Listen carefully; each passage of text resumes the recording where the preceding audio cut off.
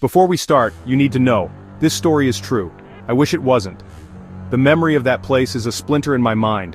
I've tried to forget, to convince myself it was just fear or shadows, but what we saw was real. This isn't a ghost story. It's something worse. My friend Eli and I called ourselves urban explorers. We thought we were brave, chasing the thrill of forgotten places. We'd explored factories, abandoned houses, empty schools. We thought we'd seen it all. We were wrong. We heard about the old sanatorium online, a place people warned you to avoid. For us, that was an invitation.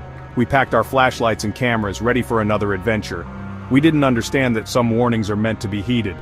I'm telling you this because someone needs to know what's in that place. Maybe by sharing, I can finally sleep without seeing those shapes in the dark. Or maybe I'm just passing the fear on to you. All I know is what happened that cold, gray day in the Utah mountains. And I have to tell it exactly as it happened. Listen closely. Some places should stay forgotten. The Wasatch Mountain Sanatorium loomed over a silent valley, a relic from when the sick were sent to the mountains for air that rarely healed.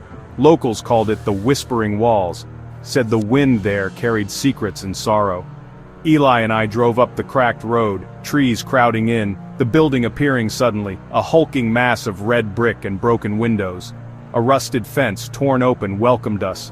The place sagged under its own history, looking both tired and hungry. We parked out of sight, the cold air biting at us.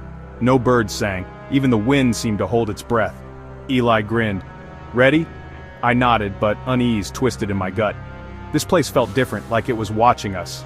Stories said the sanatorium's final years were desperate, the treatments experimental, the patients changed by more than illness. We dismissed it as folklore. We were there for the thrill, not ghosts. We didn't believe in them, not yet. We slipped through the fence, crunching over glass and metal, and found a side door hanging open. Eli led the way, flashlight cutting into the blackness. I followed. The air inside was heavy, dust, decay, and something metallic like old blood. The door groaned shut behind us, plunging us into darkness. Eli's bigger flashlight revealed a ruined reception area, papers melted into the floor, silence pressing in from all sides. Every sound we made felt too loud, like shouting in a tomb. We moved slowly, light sweeping cracked walls and strange reddish-brown stains. We told ourselves it was just water damage. We walked the corridor, empty rooms, rusted beds, shattered windows, dust everywhere. But the quiet was suffocating, unnatural. I found myself holding my breath, listening for anything. Footsteps, whispers, anything. Eli was silent too. We moved like ghosts, our lights painting the decay. We headed for the patient wards upstairs, testing each rotten step. The higher we climbed, the colder and sharper the air became, a strange pressure building in my ears. The silence felt charged, like the world was waiting for something to break. The second-floor hallway stretched into darkness, lined with ruined rooms and coated in black, greasy dust. Eli stopped. "Did you hear that?" he whispered. I strained to listen, nothing but my own heartbeat. "It sounded like scratching," he said, flashlight darting. We stood still, listening. Silence pressed in. "Probably just a rat," I lied, but I knew better. We moved on, slower now, the feeling of being watched growing stronger. A low hum vibrated through the building, more felt than heard. The silence was gone, replaced by that unsettling noise. Then the scratching returned, louder, and this time from the ceiling above us. We froze. Something was up there. We stared at the ceiling, the scratching skittering just out of sight. My blood ran cold. Rats don't crawl on ceilings. The sound stopped. We should have left, but curiosity pushed us forward. That's when we saw the writing, scratched into the plaster, jagged and desperate. The first message: "They hear you breathe." More warnings lined the hall. "Don't make a sound, stay in the light." But one message was everywhere, scrawled over and over. "Don't look up." Dread seeped into my bones. Someone had learned the hard way. At the end of the hall, the ceiling was smeared with long dark streaks, like something had dragged itself across the plaster. The streaks led from vents to door frames, forming chaotic paths. The scratching started again, louder from all around us. Vents, corners, ceiling. It was the sound of something getting ready to move. We were not alone. The warnings were not just graffiti. They were survival instructions, and we were breaking them.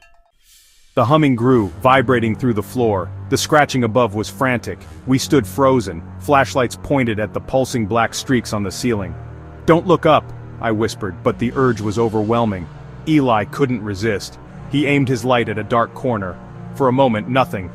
Then something moved, long and thin, slipping away from the beam. Too big for a spider, too smooth for a rat. "Did you see it?" Eli gasped. The scratching and humming stopped. Silence fell, a predator's silence. I grabbed Eli's arm. "Let's go!"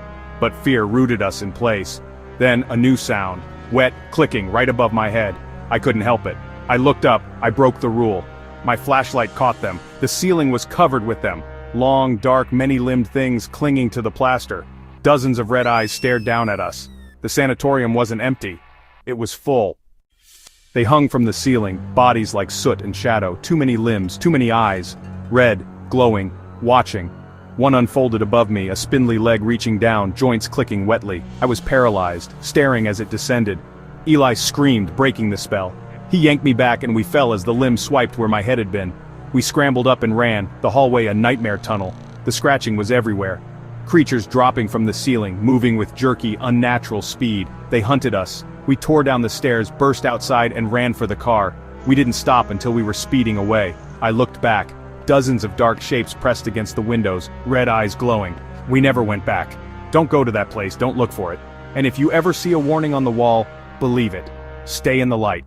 And whatever you do, don't look up.